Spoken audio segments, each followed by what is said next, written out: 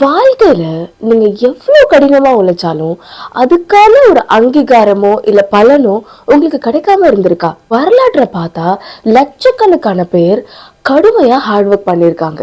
Like போர் வீரர்கள், தொழிலாளர்கள், விவசாயிகள், இவங்க எல்லாரும் கடுமையா வேலை செஞ்சிருக்காங்க. ஆனா இவங்கள ஒரு சில பேர் மட்டும்தான் வரலாற்றையே மாத்திருக்காங்க. அது மட்டும் இல்லாம ஈஜிப்தியன்ஸ், பார்ட்டியன்ஸ், ரொமானியன்ஸ் அண்ட் சாமுரைஸ் இவங்க எல்லாருமே தான் கடுமையா வேலை செஞ்சிருக்காங்க. ஆனா இவங்க எல்லாரும் ஒரு யுக்தியை ஃபாலோ பண்ணியிருக்காங்க.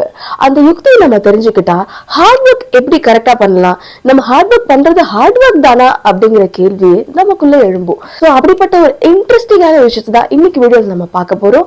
Hello hi, welcome to our YouTube channel and this is Nivedita. Subscribe பண்ணாதவங்க மறக்காம சப்ஸ்கிரைப் பண்ணிக்கோங்க. அப்போதான் நான் உங்களுக்காக போடுற வீடியோ உங்களுக்கு வந்து சேரும். அண்ட் நம்ம சேனலை பத்தி தெரியாதவங்களுக்கு ஒரு சின்ன நட்சல்ல சொல்லிடுறேன். நம்ம சேனல்ல போடுற ஒவ்வொரு வீடியோவும் உங்களுக்கு மோட்டிவேஷனலா மட்டும் இல்லாம லைஃபையே சேஞ்ச் பண்ற மொமெண்டா கூட மாறலாம். ஃபர்ஸ்ட், கடுமையா உழைக்கிறது புதுசு இல்லைன்னு ஃபர்ஸ்ட் நம்ம நல்லா தெரிஞ்சுக்கணும். ஈஜிப்ட்ல பிரமிட் கட்டும்போது ஆயிரக்கணக்கான தொழிலாளர்கள் சேர்ந்துதான் அந்த ஈஜிப்டை கட்டினாங்க. நீங்க நினைக்கிறீங்களா அந்த தொழிலாளர்கள் ஒவ்வொருத்தரோட வாழ்க்கை அந்த பிரமிடை கட்டினதுக்கு அப்புறம் மாறி இருக்கும்னு? இல்ல அந்த 1000 பேர் யாருனாவது நமக்கு தெரியுமா? அவங்களோட பேர் கூட இன்ஃபேக்ட் நமக்கு தெரியாது. இங்க விஷயம் என்னன்னா, நம்ம உழைக்கிறது விஷயம் இல்லை, ஆனா உழைக்கும் போது அதுக்கு ஒரு டைரக்ஷன் கொடுக்கணும். இது திசையில்லாத உழைப்பு வெற்றியை கொடுக்காது அப்படின்னு கூட சொல்லலாம். இப்போ ஃபார் எக்ஸாம்பிள் இன்னைக்கு இதை எப்படி எடுத்துக்கலாம்னா, நீங்க ஒரு ஐடில ஒர்க் பண்றீங்க, இல்ல ஆர்கனைசேஷன்ல ஒர்க் பண்றீங்க அப்படின்னு வச்சுக்கோங்க. நீங்க ஒரு ஆஃபீஸ் போனோம் வந்தோம் அப்படின்னு இது மட்டும் ஒரு ஒர்க்கா இல்லாம அந்த ஒர்க்ல உங்களுக்கு ஒரு திசையை நீங்க கண்டுபிடிக்கணும். சரி, ஓகே, நான் இப்ப நம்ம ஆஃபீஸ் போயிருக்கோம், இதுல நம்ம எப்படி பெட்டரா பண்ணலாம், நம்ம இன்னைக்கு நம்மளோட டீம்ல நியூ ஐடியாஸ் என்ன கொடுக்கலாம், நம்மளோட யூனிக்னஸ் என்ன, உங்களை நீங்க டிஃப்ரெண்டா போர்ட்ரேட் பண்றது மூலியமா நீங்க மத்தவங்கள்ல இருந்து நீங்க தனித்து செயல்படுவீங்க. அப்போ உங்களுக்குன்னு ஒரு அடையாளம் வரும். அந்த அடையாளமே உங்க திசையா மாறும். ரெண்டாவது, ஸ்பார்ட்டா வெர்சஸ் பெர்ஷியா. இப்ப நம்ம ஏன்ஷியன்ட் கிரீக் ஹிஸ்டரிக்கு போயிடலாம். பெர்ஷியா ஒரு மிக பிரம்மாண்டமான ஒரு மிலிட்டரி ஆர்மி. இவங்க கிட்ட பல வீரர்கள் இருந்தாங்க. இவங்களோட மிலிட்டரி ஆர்மியே ரொம்ப பெருசானது. அண்ட் சைமல்டேனியஸா ஸ்பார்ட்டா பாத்தீங்கன்னா ஒரு சின்ன நகரம், ரொம்ப கம்மியான மிலிட்டரி ஆர்மி, கம்மியான வீரர்கள் இருந்தாங்க. ஆனா ஸ்பார்ட்டா பெர்ஷியாவை முழுசா ஜெயிக்கல, ஆனா உலகத்துக்கு ஒரு மிகப்பெரிய பாடத்தை கொடுத்துச்சு. அதுதான் த வார் ஆஃப் தெர்மோபைல். இந்த வார்ல என்ன நடந்துச்சுன்னா, ஸ்பார்ட்டா பெர்ஷியாவோட சண்டை போடும்போது ஸ்பார்ட்டா தோத்துச்சு. ஆனா அவங்க கிட்ட இருக்க ஒரு டிசிப்ளினோ ஒழுக்கமோ நோக்கமோ கிரீஸோட மனோபாவத்தையே மாத்திடுச்சு. சிம்பிளா எப்படி சொல்லலாம் அப்படின்னா, பெரிய படம் பிஸியா இருந்துச்சு, சின்ன படம் ஒரு பர்பஸோட இருந்துச்சு அப்படின்னு சொல்லலாம். சம்டைம்ஸ் ஜெயிக்கிறது மட்டும் வெற்றி கிடையாதுங்க. ஒருத்தர்கிட்ட ஒரு மிகப்பெரிய தாக்கத்தை உண்டாக்குறதும் வெற்றி தான். நம்ம ப்ரூஸ்லி ரொம்ப அழகா ஒரு ஸ்டேட்மெண்ட் ஒன்று சொல்லியிருக்காரு. ப்ரூஸ்லின்றது அஃப்கோர்ஸ் நிறைய பேர் ப்ரூஸ்லியோட ஃபேன்ஸாகவும் இருந்திருப்பீங்க இல்லையா? ஸோ என்னன்னா, I am not afraid of person who knows 1000 kinds of kicks but practiced one time. But I'm afraid of person who knows one kick but practiced 1000 times. எவ்வளோ ஆழமான அர்த்தங்கள்னா, எனக்கு 1000 வித்தைகள் தெரிஞ்சவனை பார்த்து பயம் கிடையாது, ஏன்னா அவன் ஒரு தடவை தான் ப்ராக்டிஸ் பண்ணியிருக்கான். ஆனா எனக்கு ஒரே ஒரு வித்தை தெரிஞ்சவனை பார்த்து பயம் இருக்கு, ஏன்னா அவன் 1000 முறை அந்த ஒரு வித்தைய ப்ராக்டிஸ் பண்ணியிருக்கான் அப்படின்னு சொல்றாரு. ஸோ இது எப்படி நம்ம கோரிலேட் பண்ணலாம் அப்படின்னு பார்த்தீங்கன்னா, நமக்கு நிறைய விஷயம் தெரிஞ்சுக்கிறதோ இல்லை நமக்கு ஒரு பெரிய படை இருக்கிறதோ அதுவும் நமக்கு வெற்றியை கொடுக்காது. சம்டைம்ஸ் நம்ம கிட்ட சின்னதா ஒரு விஷயம் இருந்தாலும் இல்லை ஒரே ஒரு விஷயம் நமக்கு இருந்தா கூட அந்த ஒரு விஷயத்துல நம்ம ரொம்ப ஸ்ட்ராங்கா இருந்தோம்னா சரித்திரம் நம்மள ஞாபகம் வச்சுக்கும். இப்போ ரொமானியன்ஸோட சிஸ்டம் அண்ட் எஃபர்ட்ஸ் எப்படி இருந்தது அப்படின்னு பார்க்கலாம். Rome was not built in a day அப்படிங்கிறது எல்லாருக்குமே தெரியும் கண்டிப்பா.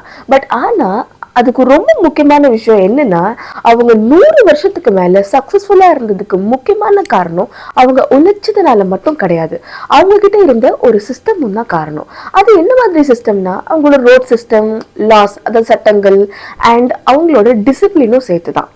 இப்போ ஒரு ரொமானியன் வீரர் ரொம்ப சோர்வடைஞ்சாலோ டயர்டா இருந்தா கூட அவரோட சிஸ்டமை கண்டிப்பா அவர் ஃபாலோ பண்ணுவாரு. அண்ட் அதை எங்கேயும் அவரு விட்டு கொடுக்கவும் மாட்டாரு. ஸோ டோட்டலாக நீங்கள் அப்சர்வ் பண்ணீங்கன்னா அவங்கக்கிட்ட ஒரு ரொட்டீன் இருந்துச்சு. ஒரு ரொட்டீன்னா ஒரு பேட்டர்ன் ஆஃப் ரொட்டீன் இருந்துச்சு. இதை நம்ம லைஃப்பில் இன்றைக்கி அதை எப்படி எடுத்துக்கலாம் அப்படின்னு பார்த்தீங்கன்னா, சரி இப்போ நீங்கள் ஒரு காலேஜ் கோயிங் பர்சனாக இருக்கீங்கன்னு வச்சுக்கோங்களேன். 8 மணிக்கு உங்களுக்கு காலேஜ் அப்படின்னா நிறைய பேர் 8:10க்கு தான் காலேஜே போய் அரைவ் ஆகுறாங்க. சம்டைம்ஸ் அவங்களுக்கு லேட்டும் ஆகிடுது. இதனால அவங்களுக்கு அசைன்மெண்ட் ஸ்கோர்லேருந்து எல்லாமே அவங்களுக்கு பிரச்சனை ஆகுது. ஸோ ரொட்டீன் செட் பண்ணணும் நமக்கு. ஸோ இப்போ 8 மணிக்கு எனக்கு காலேஜ்னா நான் 5 மணிக்கே எழுந்திரிச்சு என்னோட ரொட்டீனை ஸ்டார்ட் பண்ணணும். நான் ரெஃப்ரெஷ் ஆகணும். நான் எனக்கு இன்னும் சில பர்சனல் ஒர்க்ஸ் வச்சிருக்கணும். ஸோ அப்பதான் என் ஃபியூச்சரிஸ்டிக்காக நான் மூவ் பண்ண முடியும். ஸோ நமக்குன்னு ரொட்டீன்ஸ் ஒன்று செட் பண்ணணும். இப்போ 2 மணி ஆச்சுன்னா காலேஜ் முடிச்சிருவா, 3 மணி ஆச்சுன்னா இந்த கிளாஸஸ் போவா, இல்லை வீட்டில் தான் இருப்பா அப்படிங்கிறது ரொட்டீன்.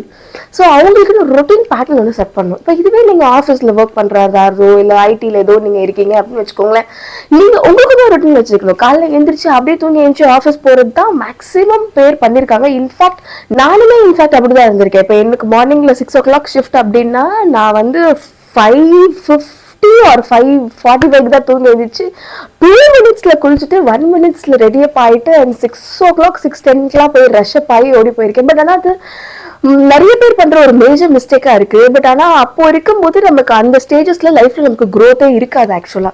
ஸோ நமக்குன்னு ரொட்டீன் பேட்டர்ன் செட் ஆகணும். இது இன்னும் எப்படி ஸ்மார்ட்டரா எப்படி பிளான் பண்ணலாம் அப்படின்னா, ஒரு 4 o'clock எழுந்திரிச்சு மெடிடேட் பண்ணி ஒரு பிரிஸ்க் வாக் பண்ணி அதுக்கப்புறமா உங்க டே ஸ்டார்ட் பண்ணும்போது உங்க டே இன்னும் பியூட்டிஃபுல்லாகவும் இருக்கும் அண்ட் ரொம்ப நல்லாவும் இருக்கும். இன்ஃபேக்ட் நானும் அது ஒரு நாள் ட்ரை பண்ணியிருக்கேன். பிகாஸ் சேம் 6 o'clock ஷிஃப்ட்ல நான் 4 o'clock எழுந்திரிச்சு மெடிடேட் பண்ணி அண்ட் அந்த டே நான் ஸ்டார்ட் பண்ணும்போது எனக்கு என்னமோ அந்த நாளே ஏதோ ரொம்ப அப்படியே பயங்கர ரெஃப்ரெஷிங்காகவும் ரொம்ப ரொம்ப பாசிட்டிவிட்டியாக இருந்தது நான் பர்சனலாக ஃபீல் பண்ணியிருக்கேன். நீங்களும் ட்ரை அவுட் பண்ணி பாருங்க. ஸோ இதுலேருந்து நம்ம ரொமானியன் சிஸ்டம்லேருந்து நம்ம என்ன கற்றுக்கணும் அப்படின்னா, மெயினாக நமக்கான ரொட்டீன்ஸ் அண்ட் சிஸ்டம்ஸ் நம்ம கொண்டு வந்தாலே வாழ்க்கையில் நம்ம ஒரு பாதி சக்ஸஸ்ஃபுல்லான பாத்தில் தான் நம்ம இருப்போம். ஆனா இதுல இன்னும் என்ன ரொம்ப முக்கியமான ஒரு பாயிண்ட் நான் சொல்லணும்னா, ஒரு சிஸ்டமை கொண்டு வந்து அந்த சிஸ்டத்தை 45 நாள், அதாவது ஒரு மண்டலம் அப்படின்னு வச்சுக்கோங்களேன், 45 நாள் நீங்க ஃபாலோ பண்ண ஆரம்பிச்சீங்கன்னா அந்த பேட்டர்ன் உங்க லைஃபாவே மாறிடும். ஸோ டிசிப்ளின் சிஸ்டம் அப்படிங்கிறது ஒரே நாள்ல வர்றது கிடையாது. எப்படியாவது நீங்க ஒரு 45 days ஸ்ட்ரகிள் பண்ணி ட்ரை அவுட் பண்ணுங்க. ஆனா 45 daysக்கு அப்புறம் நிச்சயமா உங்ககிட்ட இருந்து ஒரு சேஞ்சஸ் நீங்க ஃபீல் பண்ணுவீங்க. உங்க லைஃப்லயும் சரி, உங்க சரௌண்டிங்ஸ்லயும் சரி, நிறைய விஷயத்த நீங்க நோட் பண்ணுவீங்க. ஸோ கண்டிப்பா நீங்க அடுத்து ட்ரை அவுட் பண்ணணும்னா பண்ணி பாருங்க. 45 days கன்சிஸ்டன்சியா ட்ரை அவுட் பண்ணுங்க. ட்ரை அவுட் பண்ணிட்டு உங்களுக்கு அது கண்டிப்பா பாசிட்டிவா இருக்கும். ஆச்சுன்னா கண்டிப்பா என்கிட்ட சொல்லுங்க. சந்தோஷப்படுற ஃபர்ஸ்ட் ஹாப்பியஸ்ட் பர்சன் நானா தான் இருப்பேன். இப்போ 4ஆவதா அண்ட் லாஸ்டா ஜாப்பனீஸோட சாமுராய் டிசிப்ளின் என்ன அப்படிங்கிறதையும் பார்ப்போம்.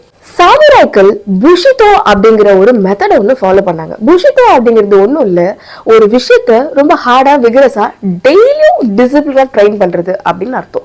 ஆனா இப்போ நம்மள நிறைய பேர் என்ன பண்றோம்னா, இந்த மாதிரி மோட்டிவேஷனல் வீடியோஸ் கேட்கும் போதோ இல்லை இன்ஸ்பிரேஷனல் ஸ்டோரிஸ் கேட்கும் போதோ மட்டும் தான் இன்ஸ்பயர் ஆகிறோம். மற்ற இடத்துலலாம் திரும்பி பேக் டு த ஃபார்ம் ஆயிடுறோம். ஆனா சாமுராய்கள் அப்படி கிடையாது. ஒரு விஷயத்த எடுத்து அந்த விஷயத்த இப்போ ஒரு பயிற்சியே எடுத்துக்கோங்களேன், அந்த பயிற்சி டெய்லியுமே கன்சிஸ்டன்ஸா என்ன சிச்சுவேஷன் வந்தாலும் அதை விகரஸா ட்ரை பண்ணியிருக்காங்க. ஆனா அது மட்டும் இல்லை, அவங்கெல்லாம் எப்படி இன்னைக்கு உங்க நாள் போச்சு, எப்படி ஃபீல் பண்ணியிருக்கீங்க அப்படின்லாம் கேட்க மாட்டாங்க. இன்னைக்கு நாளில் என் டியூட்டி என்ன அப்படின்னு தான் கேட்பாங்க. ஸோ இதுல இருந்து நம்ம ஒரு விஷயத்த புரிஞ்சுக்கணும். எப்போ எமோஷன்ஸ்க்கு நம்ம எஃபோர்ட் அதிகமாக கொடுக்குறோமோ அந்த இடத்துல எஃபோர்ட் வந்து கண்ட்ரோல் ஆகும். அதனால ஹார்ட் ஒர்க் ஃபெயில் ஆயிடும். ஸோ இதை எப்படி நம்ம ஃபிக்ஸ் பண்ணலாம் அப்படின்னு பார்த்தீங்கன்னா, ஒரு கோலை நீங்கள் இன்னைக்கே டிசைட் பண்ணுங்க. அந்த கோலை நீங்கள் டெய்லி ட்ரைனிங் கொடுங்க. ட்ரைனிங் கொடுக்கும்போது உங்களோட எமோஷன்ஸை அங்கே கண்ட்ரோல் பண்ணுங்க. சக்ஸஸ் உங்கள் தலை மேலே வந்து உட்காரும். ரொம்ப எமோஷன்ஸா இருக்கும் போது நம்ம எந்த டெசிஷன்ஸும் எடுக்கக்கூடாதுன்னு கேள்விப்பட்டிருக்கோம். ஆனா இது எப்படி ஹார்ட் ஒர்க் எஃபெக்ட் ஆகுதுன்னு நான் ஒரு சின்ன எக்ஸாம்பிள் ஒன்று சொல்றேன். ஒருத்தர் வந்து பயங்கர ஹார்ட் ஒர்க்கிங் பர்சன் ஒரு ஆஃபீஸில். அவர் வந்து 2 நாள் தான் லீவ் போட்டிருக்காரு. ஸோ அவரோட ஹெச்ஆர் கிட்ட போயிட்டு இந்த மாதிரி 2 நாள் லீவ் போட்டிருக்கேன்னு சொல்லிட்டு வந்து திரும்ப வந்து பேசுறாரு. அப்போ கொஞ்சம் எமோஷனாக ஆகி ஹெச்ஆரை வந்து ஒரு வார்த்தை ஏதோ பேசிடுறாரு. பிகாஸ் எமோஷன் ஆகும்போது நமக்கே நம்மளோட வார்த்தைகள் சம்டைம்ஸ் கண்ட்ரோலில் இருக்காது. ஸோ சில சின்ன விஷயம் பேசி அவர் எவ்வளோ ஹார்ட் ஒர்க்கிங்காக இருந்தாலும் அவரை வேலையில இருந்து தூக்கிட்டாங்க. ஸோ இது இந்த விஷயத்துல மட்டும் கிடையாது, எந்த விஷயத்துலையுமே நீங்க எமோஷன் ஆகும்போது அந்த இடத்துல நீங்க சக்சஸ்ஃபுல் பர்சனா ஆக முடியாது. இன்ஃபேக்ட் இது பிசினஸ்ல கூட யூஸ் ஆகும். நீங்க ஒரு நல்ல ஆண்டர்பிரினராவோ இல்ல பிசினஸ் மேனவோ ஆகணும்னா உங்களுக்கு எமோஷன், பீப்புளோட எமோஷன் நம்ம புரிஞ்சுக்கணும், புரிஞ்சோட பிசினஸ் பண்ணணும். ஓகே, பட் ஆனா அந்த எமோஷனை வச்சு டெசிஷன்ஸ் நம்ம மேக் பண்ணவே கூடாது. ஏன்னா அது நம்மளே முட்டாள்தனமா ஆக்கிரும். ஹார்ட் ஒர்க் பண்ணியும் எப்படிலாம் ஃபெயில் ஆகாம இருக்கிறதுக்கு அப்படிங்கறது இந்த 4 யுக்தியில கண்டிப்பா நீங்க தெரிஞ்சிருப்பீங்கன்னு நான் நினைக்கிறேன். இப்ப லாஸ்டா நம்ம பண்ற சில ஜெனரல் மிஸ்டேக்ஸ் என்ன அப்படின்னு சொல்றேன். ஒரு தடவைக்கு 2 தடவை தயவு செய்து கேட்டுக்கோங்க. இது ஃபர்ஸ்ட் நம்ம வரலாற்றோட பேட்டர்ன் அப்சர்வ் பண்ணி பார்த்தோம் அப்படின்னா, டிசிப்ளின் இல்லாத ஒரு உழைப்பு கண்டிப்பா நமக்கு தோல்வி தான் தரும். அதாவது ஒரு ஒழுக்கம் இல்லை, நம்ம கிட்ட ஒரு டிசிப்ளின் இல்லை. அந்த டிசிப்ளின் இல்லாம நம்ம உழைப்பு மட்டும் போட்டுட்டே இருக்கோம்னா கண்டிப்பா அது நமக்கு சக்சஸ் கொடுக்காது. ரெண்டாவது, விஷன் இல்லாத ஒரு டிசிப்ளின் கண்டிப்பா அதுவும் நமக்கு தோல்வியை தான் தரும். ஏன்னா உங்களுக்கு ஒரு விஷன், ஒரு கனவோ இல்ல ஃபியூச்சரிஸ்டிக்கோ இல்ல என்ன பண்றீங்க அப்படிங்கிற ஒரு விஷனே இல்லாம டிசிப்ளின் மட்டும் உங்ககிட்ட இருந்ததுன்னா கண்டிப்பா அதுவுமே நமக்கு பிரயோஜனம் இல்லாம தான் போகும். இன்னைக்கு நிறைய பேர் கடுமையா உழைக்கிறாங்க, பயங்கர ஹார்டா உழைக்கிறாங்க. ஆனா அவங்களோட ஸ்கில்ஸ், அவங்களோட சிஸ்டம்ஸ், அவங்களோட லிவரேஜஸ் என்னன்னே தெரியாம உழைச்சுக்கிட்டே தான் இருக்காங்க. சோ அதனால நம்ம எப்படி மாத்தலாம் அப்படின்னா, ரொமானியன்ஸ் கிட்ட இருக்கிற ஒரு சிஸ்டமை எப்படி பில்ட் பண்றது அப்படிங்கறத கத்துக்கலாம். ரெண்டாவது, ஸ்பார்டன்ஸ் கிட்ட இருக்கிற ஃபோக்கஸிங் கெப்பாசிட்டியை கத்துக்கலாம். நம்ம ஹார்ட் ஒர்க் பண்ணும்போது அவங்களோட ஃபோக்கஸிங் கெப்பாசிட்டியை நம்ம இன்பில்ட் பண்ணும்போது நமக்கு டபுள் த ரிசல்ட் நமக்கு கிடைக்கும். மூணாவதா, சாம்ராய்ஸ் கிட்ட இருந்து ஃபீலிங்ஸை கண்ட்ரோல் பண்ணி டிசிப்ளினை முன் வச்சா சக்சஸ் வரும் அப்படிங்கறதையும் கத்துக்கலாம்.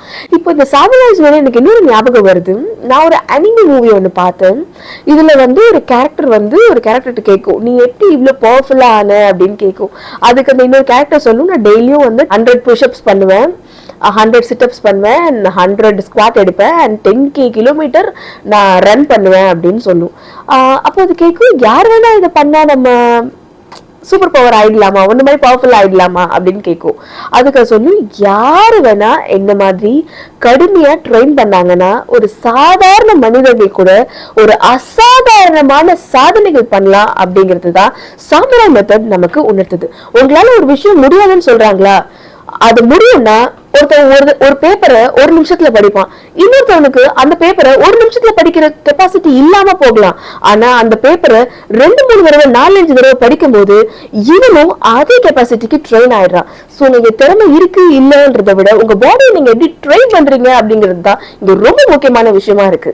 நம்ம முன்னோர்கள் போர்கள், பஞ்சங்கள் அண்ட் பேரரசுகள், பெரிய பெரிய டிசாஸ்டர்ஸ் இது எல்லாத்தையுமே அவங்க சந்திச்சிருக்காங்க.